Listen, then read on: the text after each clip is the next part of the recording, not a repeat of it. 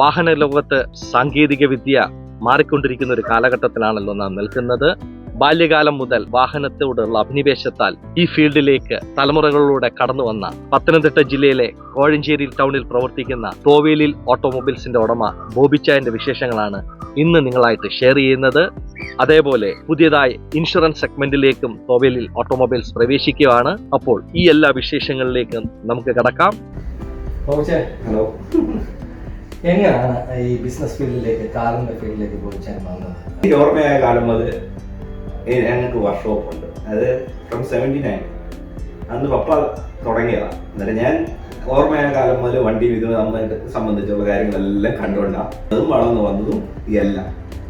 ഈ ഫീൽഡുമായിട്ട് എനിക്ക് അന്ന് മുതലേ വണ്ടിക്കകത്താ എല്ലാ, അതായത് അവധി സ്കൂള് കഴിഞ്ഞാൽ വന്ന വർക്ക്ഷോപ്പിലുണ്ട് വണ്ടിയുമായിട്ട് ബന്ധപ്പെട്ടുള്ള കാര്യങ്ങൾ എപ്പോഴും നമ്മൾ അങ്ങനെ ഇതിനകത്ത് ക്രൈസായി. പഠിക്കാൻ പോയത് ഇത് തന്നെ. ഞാൻ വെഹിക്കിൾ ആകണമെന്ന് പപ്പയ്ക്ക് വലിയ ആഗ്രഹം തന്നെ. പക്ഷെ ഞാൻ കറങ്ങി തിരിഞ്ഞ് വീണ്ടും വണ്ടി ഫീൽഡിലോട്ട് തന്നെ വന്നു. ഈ വണ്ടിയോടുള്ള ക്രേസ് തുടങ്ങിയ പിന്നെ ഏറ്റവും ബോബിച്ചാനെ എന്തുവാ ഇഷ്ടപ്പെട്ട വണ്ടികൾ ഏതായിരുന്നു?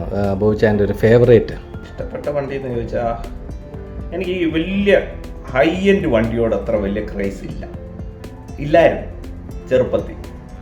എന്നാൽ എൻ്റെ കല്യാണ ശേഷം എൻ്റെ വൈഫിൻ്റെ വീട്ടിൽ ഈ കൂടിയ വണ്ടികൾ ഒരുപാട് പപ്പ മേടിക്കുകയോ എടുക്കുകയോ ഒക്കെ ചെയ്യുമായിരുന്നു.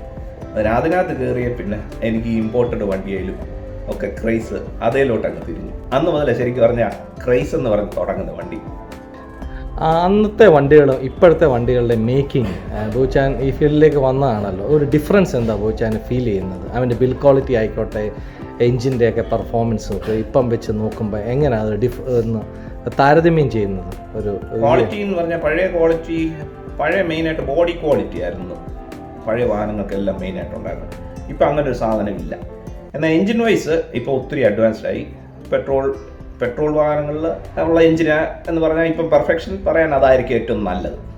ഒരു സാധാരണക്കാരൻ ഒരു വണ്ടിയായിട്ട് ഒരു മോഹമായിട്ടൊക്കെ വരുമ്പോൾ അവനിപ്പോൾ ഒരു സെക്കൻഡ് ഹാൻഡ് എടുക്കുന്നതായിക്കോട്ടെ, അല്ല പുതിയ എടുക്കുന്നതായിക്കോട്ടെ, ഒരു വർക്ക്ഷോപ്പിലൊക്കെ എല്ലാവർക്കും കയറുന്നതെന്ന് പറയുന്നത് ഒരു കൺവീനിയൻ്റ് ആയിട്ട് വർക്ക്ഷോപ്പിൽ കയറി സർവീസ് ചെയ്ത് ഇറങ്ങണമെന്ന് എല്ലാ വാഹന പ്രേമികളും ആഗ്രഹിക്കുന്നത്. അപ്പം ഏത് ബ്രാൻഡിനോടൊക്കെയാണ് ബോബിച്ചാൻ പ്രിഫർ ചെയ്യുന്നത്? ഒരു സാധാരണ ബഡ്ജറ്റിലൊക്കെ വണ്ടി വാങ്ങിക്കാൻ ആഗ്രഹിക്കുന്നവർക്കും ലക്ഷറിയോടൊക്കെ പോകുന്നവർക്കും ഒക്കെ ഏത് ബ്രാൻഡുകളാണ്? എല്ലാ ബ്രാൻഡും ഇവിടെ സർവീസുകളൊക്കെ ഉണ്ടെങ്കിലും എങ്ങനെയാണ് ബോബിച്ചാൻ അതിനെ ഒന്ന് ഡിഫറൻഷ്യേറ്റ് കാണുന്നത്? ജപ്പാൻ വാഹനങ്ങളാണ് സാധാരണക്കാരന് ഏറ്റവും പറ്റിയത് എൻ്റെ അഭിപ്രായത്തിൽ. കാരണം വലിയ കോംപ്ലിക്കേഷൻസ് ഇല്ല. അതായത് ടൊയോട്ട, ഹോണ്ട, മാരുതി ഇതെല്ലാം വലിയ കോംപ്ലിക്കേഷൻസ് ഇല്ല. സാധാരണക്കാരനെ എടുത്താലും അവനൊരു 15 വർഷം 20 വർഷം ന്യായമായിട്ട് സുഖമായിട്ട് കൊണ്ടു നടക്കാൻ പറ്റുന്ന വാഹനങ്ങളാണ് ഇത്. ബോബിച്ചാൻ നമ്മുടെ ഈ സർവീസ് സെൻ്ററിൽ, തോവേലിൽ സർവീസ് സെൻ്ററിൽ എന്തൊക്കെ സർവീസുകളാണ് കൊടുക്കുന്നത്? എന്തൊക്കെയാണ് ഒരു കസ്റ്റമർ വന്നു കഴിഞ്ഞാൽ എന്തൊക്കെ സർവീസാണ് പ്രൊവൈഡ് ചെയ്യുന്നത്? ഭാവിയിൽ എന്തൊക്കെ പ്രോജക്റ്റുകളാണ് വരുന്നത്? നമ്മൾ വാഹനമായിട്ട് ബന്ധപ്പെട്ട് മെയിനായിട്ട് സർവീസ് വർക്കിലാണ് നമ്മൾ കൂടുതൽ ഫോക്കസിങ് ചെയ്യുന്നത്. ഓയിൽ ചേഞ്ചിങ്, സർവീസ് വർക്കിലായിട്ട് കൂടുതൽ നമ്മൾ ഫോക്കസ് ചെയ്യുന്നത്. പിന്നെ നമുക്ക് പെയിൻറ്റിങ് വർക്കുണ്ട്, ഡെൻറ്റിങ് വർക്കുണ്ട്, AC വർക്കുണ്ട്, എല്ലാം ചെയ്യുന്നുണ്ട്. പക്ഷേ മെയിൻ ഫോക്കസിങ് നമ്മൾ ഓയിൽ സർവീസിനകത്ത് തന്നെയാണ്. കാരണം നമ്മൾ കാസ്ട്രോളിനെ നമ്മൾ വളരെ കാലമായിട്ട് യൂസ് ചെയ്യുന്ന ഒരു പ്രോഡക്റ്റാണ്. അന്നേരം കമ്പനി നമുക്ക് ഭയങ്കരമായിട്ട് സപ്പോർട്ട് തരുന്നുണ്ട്.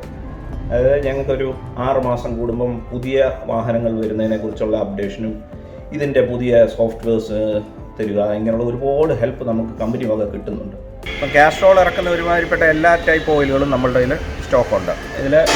ഇത് എഡ്ജ് എന്ന് പറഞ്ഞൊരു മോഡലാണ്.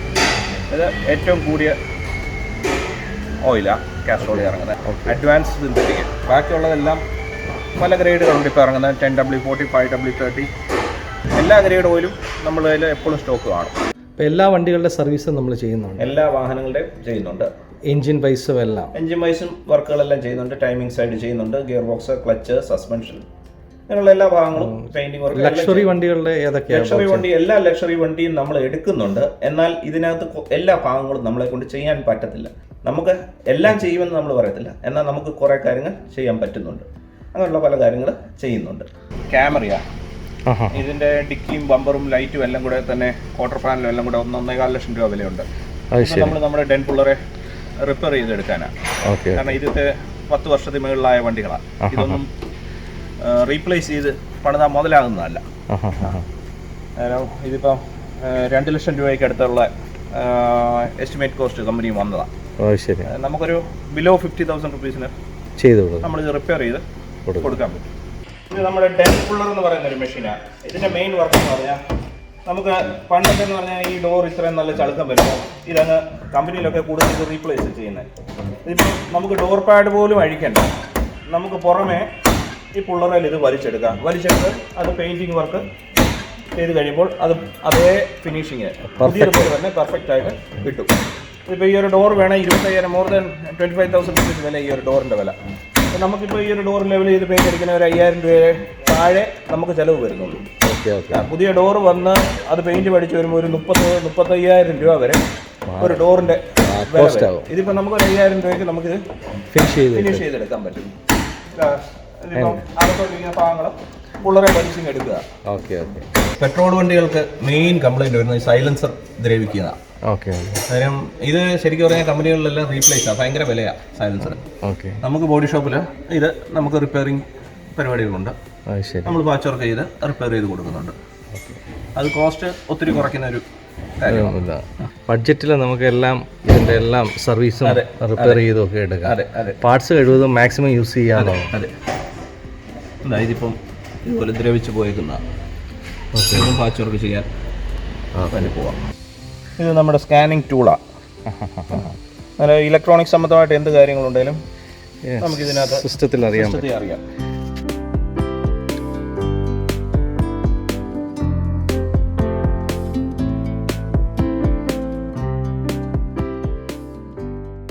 ഓക്കെ, ജെന്യുവിൻ പാർട്സിൻ്റെ സർവീസ്. നമുക്ക് പാർട്സിന് ഇപ്പം ശരിക്കും പറഞ്ഞാൽ എല്ലാ കമ്പനികളും വാഹനങ്ങളുടെ പാർട്സ് പുറത്ത് കൊടുക്കണമെന്നൊരു നിയമം ഉണ്ട്. അന്നേരം നമ്മുടെ ഈ കേരളത്തിലെ ചില സപ്ലൈസ് കൊടുക്കുന്നില്ലെന്ന് പറഞ്ഞാലും പുറത്തുള്ള പല സപ്ലൈസും നമുക്ക് സ്പെയർ തരുന്നുണ്ട്. സ്പെയറിന് ഇനിയത്തെ കാലത്ത് ഒരു ബുദ്ധിമുട്ടും വരത്തില്ല. ചിലപ്പോൾ ഇന്നല്ലേ ഒരു ദിവസം കൂടെ താമസിക്കും എന്നുള്ള ഒരു കാര്യമേ ഉള്ളൂ. എല്ലാ വണ്ടികളുടെ അവൈലബിൾ ആണ്. അതെ, എല്ലാ വാഹനങ്ങളുടെയും കിട്ടുന്നുണ്ട്. ബോബിച്ചാൻ്റെ ബിസിനസ് കാലഘട്ടത്തിൽ ഒരു വലിയ പ്രതിസന്ധിയിലൂടെ കടന്നുപോയല്ലോ. ആ പ്രതിസന്ധി കേരളവും ഒരുമിച്ച് ഫേസ് ചെയ്തതാണ്. അതിൻ്റെ അനുഭവങ്ങളെ കുറിച്ചൊക്കെ ഒന്ന് പറയാൻ പറ്റും. അതിനെ എങ്ങനെയാണ് തരണം ചെയ്തത്? പിന്നീട് ബിസിനസ് സെറ്റ് ചെയ്തപ്പം അത് എങ്ങനെയാണ് ഒഴിവാക്കാൻ വേണ്ടിയൊക്കെയുള്ള എന്തൊക്കെ നടപടികളാണ് എടുത്തത്? അതേപോലെ ഒരു കസ്റ്റമർ പോയിന്റ് ഓഫ് വ്യൂവിൽ നിന്ന് ഇനി ഇവിടെ വരുന്ന ഒരു സർവീസ് ചെയ്യുന്ന കസ്റ്റമർക്ക് ഇനി ധൈര്യത്തോടെ വരാമല്ല. ഒരു പ്രതിസന്ധി പിന്നീടതിന് ശേഷം അതിനുവേണ്ടിയുള്ള എല്ലാ സജ്ജീകരണങ്ങളും ബോബിച്ചാൻ ചെയ്തിട്ടുണ്ടല്ലോ. അപ്പോൾ അതിനെക്കുറിച്ചൊക്കെ ഒന്ന് അറിഞ്ഞാൽ കൊള്ളാം. ശരിക്കും പറഞ്ഞാൽ നമ്മുടെ വർക്ക്ഷോപ്പിൻ്റെ മെയിൻ ഒരു വളർച്ച തുടങ്ങിയ ഒരു ഭാഗം എന്ന് പറഞ്ഞാൽ പ്രളയത്തിന് ശേഷമാണ്. കാരണം ഏത് കാലഘട്ടത്തിലായിരുന്നു? 2018 പ്രളയത്തിന് ശേഷം എന്ന് പറഞ്ഞാൽ ശരിക്ക് ഞങ്ങൾ എൻ്റെ ഈ കൈയെത്തുന്നതിന് മുകളിൽ വരെ ഇവിടെ വെള്ളം വന്ന് മുങ്ങിയതാണ് ഈ പ്രസ്ഥാനം. ഇതിനകത്ത് 16 വണ്ടികൾ ആ സമയത്ത് ഫുള്ളായിട്ട് വർക്ക്ഷോപ്പ് ഫില്ലായിട്ട് കിടക്കുന്ന ഒരു സമയമാണ്. ഈ 16 വണ്ടി മുങ്ങിപ്പോയി. ഞങ്ങൾ ശരിക്കും പറഞ്ഞ ഒരു നശിച്ചു പോയ ഒരു സമയമായതുപോലെ കണ്ടതാണ്. എന്നാലും എന്തോ ദൈവം തന്ന ഒരു മനോധൈര്യത്തിൻ്റെ പുറത്ത് വീണ്ടും ഫീൽഡിലേക്ക് ഇറങ്ങാൻ പറ്റി. അന്ന് ഞങ്ങൾക്ക് ഞങ്ങളുടെ പള്ളിയിൽ നിന്ന് ഞങ്ങൾക്ക് വണ്ടി ഇടാൻ സ്ഥലമില്ലാഞ്ഞിട്ട് ഞങ്ങളുടെ പള്ളിയിൽ ഞങ്ങളുടെ അച്ഛൻ മാത്യു അച്ഛൻ എന്ന് പറയും, അച്ഛൻ ഞങ്ങൾക്ക് ഗേറ്റ് തുറന്നു തന്ന അച്ഛൻ എന്നോട് പറഞ്ഞു വാഹനങ്ങൾ മുഴുവൻ കൊണ്ട് പള്ളിമുറ്റത്തിട്ടോളാൻ. എനിക്ക് തോന്നുന്നില്ല ഒരു പള്ളിക്കാരും ഒരു കമ്മിറ്റി കൂടാതെ ഒരു പബ്ലിക്കിനോട് ചോദിക്കാതെ അങ്ങനെ ചെയ്യുമെന്ന്. അന്ന് മുതൽ ശരിക്കും പറഞ്ഞാൽ 160 ഫുള്ളി ഫ്ലഡഡ് വണ്ടി നമുക്ക് എടുത്ത് പണിയാൻ സാധിച്ചു. ശരിക്ക് 36 ലക്ഷം രൂപയോളം എനിക്ക് വർക്ക്ഷോപ്പ് കൊണ്ട് നഷ്ടം വന്നതാണ്. വെള്ളം കയറി മുഴുവൻ പോയതാണ്. എന്നാൽ ഇത്രയും വാഹനങ്ങൾ ആ സമയത്ത് പണിയാൻ കിട്ടിയത് കൊണ്ട് പുതിയ ഒരുപാട് അനുഭവങ്ങൾ കിട്ടി. പുതിയ വാഹനങ്ങളെക്കുറിച്ചും എല്ലാം, അതായത് നമ്മൾ ചിന്തിക്കുന്നതിനപ്പുറമുള്ള അനുഭവങ്ങളായിരുന്നു വെള്ളം കയറിയ വണ്ടിയിൽ നിന്ന് നമുക്ക് കിട്ടിയത്. അത് വലിയൊരു പഠനത്തിൻ്റെ സമയമായിരുന്നു. അതിൽ നിന്ന് നമുക്ക് നഷ്ടപ്പെട്ടത് മുഴുവൻ തിരിച്ചു കിട്ടാൻ ദൈവം സഹായിച്ചൊരു വലിയ മാർഗമായിരുന്നു. അങ്ങനെയാണ് ഇൻഷുറൻസിൻ്റെ വാല്യൂ തിരിച്ചറിഞ്ഞത് മെയിൻ ആ സമയത്താണ്. ഇൻഷുറൻസ് വാല്യൂ തിരിച്ചറിഞ്ഞെന്ന് പറഞ്ഞാൽ ആ സമയത്ത് ഒരുമാതിരി വാഹനങ്ങളെല്ലാം ഫുള്ളി ഫ്ലഡഡ് വാഹനങ്ങൾ മുഴുവൻ കമ്പനികൾ ടോട്ടൽ ലോസ് എന്നുള്ള ഒരു രീതിയിലേക്ക് എഴുതി തള്ളിയായിരുന്നു ഒരുമാതിരിപ്പെട്ട കമ്പനികളെല്ലാം. എന്നാൽ എനിക്ക് നിലനിൽപ്പിൻ്റെ ഒരു ഭാഗമായതുകൊണ്ട് ഞാൻ ഇങ്ങനെയുള്ള വണ്ടികൾ കുറേ ഡീലേഴ്സിൻ്റെ കയ്യിൽ നിന്നൊക്കെ എടുത്തു. ഫുള്ളി ഫ്ലഡഡ് വണ്ടി എടുത്തിട്ട് അത് പണിതു. എന്നാൽ ഈ വന്ന കമ്പനി എസ്റ്റിമേറ്റ് കൊടുത്ത എസ്റ്റിമേറ്റിൻ്റെ പകുതി റേറ്റിനൊക്കെ നമുക്കിത് ചെയ്തിറങ്ങാൻ സാധിച്ചു. ഇത് പല ഇൻഷുറൻസ് കമ്പനികൾ തിരിച്ചറിഞ്ഞു. ഇൻഷുറൻസ് കമ്പനികൾ പിന്നെ നമ്മളോട് ഇങ്ങോട്ട് ചോദിച്ചു തുടങ്ങി, നിങ്ങൾ എന്തുകൊണ്ട് ഞങ്ങളുമായിട്ട് ടൈപ്പ് എടുക്കുന്നില്ല? കാരണം പകുതിയൊക്കെ റേറ്റാണ് പല കാര്യങ്ങൾക്കും ഫുള്ളായിട്ട് വരുന്ന സമയത്ത് വരുന്നത്. അവിടുത്തെ ലേബറും ഇവിടുത്തെ ലേബറും ഒക്കെ തമ്മിൽ വലിയ വ്യത്യാസങ്ങളാണ് വരുന്നത്. എന്തായാലും അങ്ങനെയാണ് ഒരു പുതിയ ഇൻഷുറൻസ് ഒരു മേഖലയിലോട്ട് ഇറങ്ങാനും ഉള്ള താല്പര്യമൊക്കെ തോന്നി അതോടാ. അങ്ങനെ ഏത് വെഞ്ചറിലേക്ക് സ്റ്റാർട്ട് ചെയ്തു? അപ്പോൾ പുതിയൊരു വെഞ്ചർ സ്റ്റാർട്ട് ചെയ്തല്ലോ. അതെ, ന്യൂ ഇന്ത്യ ഇൻഷുറൻസിന്റെ ഒരു ഇൻഷുറൻസ് കമ്പനിയുടെ പോർട്ടൽ ഓഫീസുകൾ നമ്മൾ തുടങ്ങിയിട്ടുണ്ട്. ഓക്കെ, അന്നേരം അത് ന്യൂ ഇന്ത്യ വിട്ട് ടൈപ്പാണ്. അതിന്റെ വിശേഷങ്ങളൊക്കെ ഒന്ന് പറയാമോ? ഇന്നായിരുന്നു അതിന്റെ ഇനാഗ്രേഷൻ എന്ന് പറഞ്ഞാൽ നമ്മളൊന്ന് പ്രാർത്ഥിച്ചു കയറിയെന്നേ ഉള്ളൂ. അപ്പോൾ സർവീസിന്റെ ഭാഗത്തുനിന്ന് വിദേശത്തു നിന്നൊക്കെ ഉള്ളവർക്ക് വണ്ടി ഒന്ന് സർവീസ് ചെയ്യാൻ ആഗ്രഹമുണ്ട്. അവർ ഫോണൊക്കെ വിളിച്ചു കഴിഞ്ഞാൽ എങ്ങനെയാണ് അവരുടെ വീടുകളിൽ നിന്ന് എടുത്ത് അത് സർവീസ് ചെയ്ത് തിരിച്ചു കൊടുക്കുന്ന സംവിധാനങ്ങളൊക്കെ ഉണ്ടോ? പേയ്മെൻ്റ് ഒക്കെ ചെയ്യാൻ അവർ തയ്യാറാണ്. അപ്പം അങ്ങനെ ആകുമ്പോൾ അത് ചെയ്യുന്ന സംവിധാനങ്ങളൊക്കെ ഉണ്ടോ? എങ്ങനെയാണ്? നമുക്ക് ഏറ്റവും കൂടുതൽ വരുന്നത് വിദേശത്തുള്ള ആൾക്കാരുടെ വാഹനങ്ങൾ തന്നെയാണ്. കാരണം ഞങ്ങളുടെ ഈ ഏരിയ എന്ന് പറഞ്ഞാൽ കുമ്മനാട്, കോഴഞ്ചേരി, തിരുവല്ലയുടെ ചുറ്റുവട്ടത്തുള്ള ഒരു പകുതി മുക്കാൽ വീടുകളിലും ഒന്നെങ്കിൽ അപ്പച്ചനെ അമ്മച്ചി മാത്രമുള്ള വീടുകളായിരിക്കും. അതായത് അങ്ങനെയുള്ള വീടുകളിലെല്ലാം നമുക്ക് പുറത്തുനിന്ന് മക്കളോ ആരെങ്കിലും ഒക്കെ വിളിച്ച് പറഞ്ഞ് നമുക്ക് അതിനുള്ള ആൾക്കാരുണ്ട്. എന്ത് വർക്കുണ്ടോ അതെല്ലാം നമ്മൾ അവർക്ക് ചെയ്തു കൊടുത്ത് വീട്ടിൽ തിരിച്ചെത്തിക്കാനുള്ള സൗകര്യങ്ങളെല്ലാം നമ്മൾ ചെയ്തു കൊടുക്കുന്നുണ്ട്. അപ്പം എത്ര സ്റ്റാഫുകളൊക്കെ ഉണ്ട് ബോബിച്ച? എത്ര നമ്മുടെ ഒരു വോളിയം എങ്ങനെയുണ്ട്? ആൾക്കാർ എത്ര സ്റ്റാഫുണ്ട്? ഒരു വണ്ടി ഒരു ദിവസമൊക്കെ നമുക്ക് എത്ര സർവീസ് ചെയ്തൊക്കെ ഇറക്കാൻ സാധിക്കും? 25 പേരോളം നമ്മൾ കൂടെ ഉണ്ട്. ടീമാണ്. അതെ, എല്ലാവരും അതിനകത്ത്. ഞങ്ങൾ മെയിനായിട്ട് ഓഫീസ് സ്റ്റാഫ് എന്ന് പറഞ്ഞാൽ ഞാൻ, വൈഫ്, എൻ്റെ പപ്പ, എൻ്റെ പെങ്ങളുടെ ഹസ്ബൻഡ്, ഞങ്ങളെല്ലാം ഇതിനകത്ത് തന്നെയാണ്. ഫാമിലി എല്ലാം ഇതിനകത്ത് തന്നെയാണ്. അന്നേരം ഇതുമായിട്ട് ബന്ധപ്പെട്ട് ഞങ്ങളുടെ കുടുംബം മുഴുവൻ ഇതിനകത്ത് തന്നെ ഉണ്ട്. കുടുംബത്തെ കുറിച്ച് പറയുകയാണെങ്കിൽ എങ്ങനെ പോയിച്ചാൽ, എനിക്ക് 3 പെൺകുഞ്ഞുങ്ങളാണ്. മൂത്താള് 11-ല്, രണ്ടാമത്തെ ആൾ 9-ല്, മൂന്നാമത്തെ ആൾ 7ാം ക്ലാസ്സില്. 3 പേരും കോഴഞ്ചേരി പഠിക്കുന്നു. ചേച്ചി ബിസിനസ്സിലാണ് ഇവിടെ തന്നെ ഓഫീസില് അക്കൗണ്ട്സിന്റെ സെക്ഷനാണ്. ആണല്ലേ? എങ്ങനെയുണ്ട് ചേച്ചി ബിസിനസ്സായിട്ട്? എങ്ങനെയുണ്ട് ബോബിച്ചാനായിട്ടൊക്കെ ഉള്ള ഒരു എക്സ്പീരിയൻസ് ഒക്കെ എങ്ങനെയുണ്ട്? ശരിക്കും പറഞ്ഞാൽ വീട്ടിൽ ഒതുങ്ങി കൂടിയിരുന്ന ഒരു ഹൗസ് വൈഫായിരുന്നു ഞാൻ. ശരിക്കും അച്ചാച്ചൻ ശരിക്കും നല്ല സപ്പോർട്ടാണ് നമുക്ക്.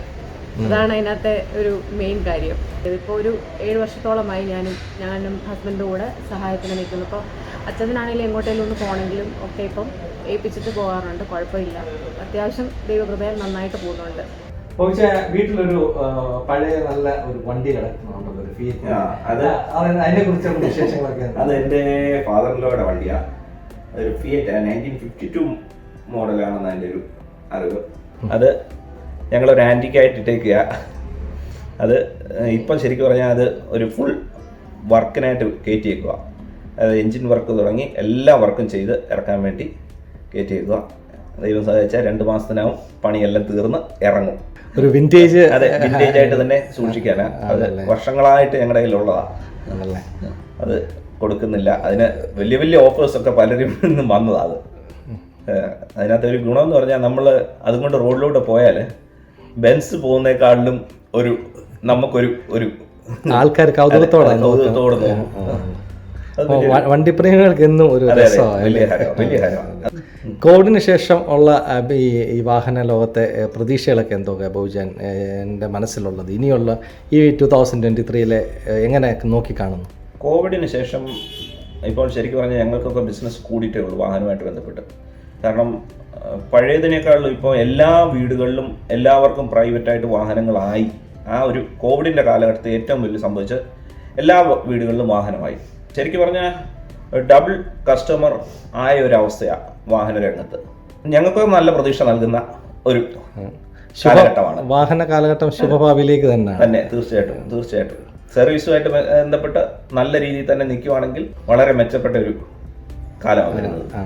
ഈ ഇപ്പോൾ കസ്റ്റമറെ സംബന്ധിച്ചോളം ഇപ്പോൾ സാമ്പത്തികമായിട്ടൊക്കെ ഇച്ചിരി വിഷമമൊക്കെ നേരിടുന്ന കസ്റ്റമേഴ്സൊക്കെ വന്നു കഴിഞ്ഞാൽ അവർക്ക് എങ്ങനെയാണ് അതിൻ്റെ ഡിസ്കൗണ്ടുകളൊക്കെ ഉപയോഗിച്ചാൽ കാര്യമായിട്ട് എങ്ങനെയാണ് അതിൻ്റെ ഡീലിംഗ് ഒക്കെ ചെയ്ത് കൊടുക്കാൻ പറ്റുന്നതൊക്കെ? നമ്മൾ ഈ ലേബറേൽ നമുക്ക് സ്പെയറിലൊന്നും നമുക്കൊന്നും അധികം ചെയ്യാൻ പറ്റത്തില്ല. കാരണം അത് കഴിവതും ജെന്യുവൻ സ്പെയർസ് മാത്രമേ യൂസ് ചെയ്യാൻ പറ്റത്തുള്ളൂ. അതിന് ലോകത്തെല്ലായിടത്തും ഒരേ വില തന്നെയാണ്. പിന്നെ ലേബറെ നമുക്ക് നമ്മളെ കൊണ്ട് ചെയ്യാൻ പറ്റുന്ന ഡിസ്കൗണ്ട് മാക്സിമം ചെയ്തു കൊടുക്കാം.